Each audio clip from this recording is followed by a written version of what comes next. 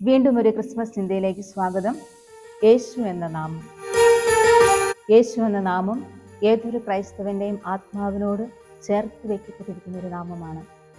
നാം പാടി പ്രാർത്ഥിക്കാറില്ലേ? യേശു എന്ന നാമം അത് അതിശയകരമാണ്, ശക്തിപ്പെടുത്തുന്നതാണ്, സൗഖ്യം നൽകുന്നതാണ്. നാം പാടാറില്ലേ? ആകാശത്തിൻ കീഴിൽ വേറൊരു നാമമില്ലല്ലോ, യേശുനാമമല്ലാതെ, യേശുനാമമല്ലാതെ.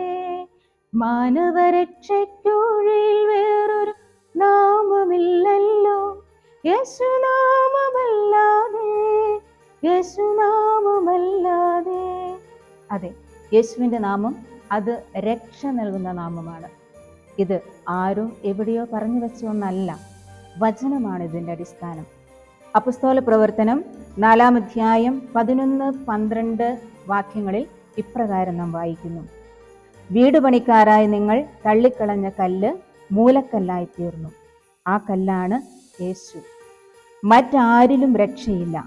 ആകാശത്തിനു കീഴെ മനുഷ്യരുടെ ഇടയിൽ നമുക്ക് രക്ഷയ്ക്ക് വേണ്ടി മറ്റൊരു നാമവും നൽകപ്പെട്ടിട്ടില്ല. അത് രക്ഷയ്ക്ക് വേണ്ടി ദൈവം നൽകിയിരിക്കുന്ന നാമമാണ് യേശുനാമം. എന്താണ് ദൈവം രക്ഷയ്ക്ക് വേണ്ടി നൽകിയിരിക്കുന്നു എന്ന് പറയുമ്പോൾ നാം മനസ്സിലാക്കേണ്ടത് അത് മറ്റൊന്നുമല്ല, ദൈവം നമ്മുടെ രക്ഷയ്ക്ക് വേണ്ടി സ്വർഗത്തിൽ നിന്നും കനിഞ്ഞു നൽകിയിരിക്കുന്ന നാമമാണ്.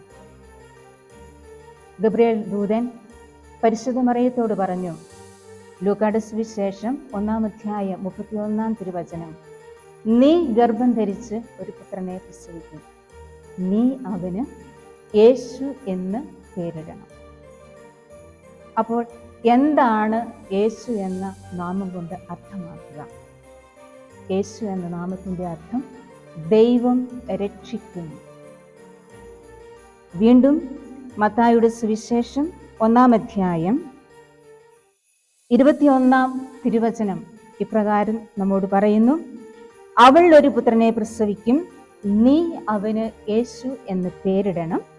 എന്തെന്നാൽ അവൻ തൻ്റെ ജനത്തെ അവരുടെ പാപങ്ങളിൽ നിന്ന് മോചിക്കും. ഈ മംഗളവാർത്താ കാലഘട്ടം രക്ഷയുടെ അനുഭവത്തിനായി നമ്മൾ ഒരുങ്ങുന്ന സമയമാണല്ലോ. യേശുവിനോട്, രക്ഷകനോട് നമുക്ക് പ്രാർത്ഥിക്കാം, രക്ഷയുടെ അനുഭവത്തെ സ്വന്തമാക്കാൻ എൻ്റെ ഹൃദയത്തെ നിർമ്മലമാക്കണമേ എന്ന്.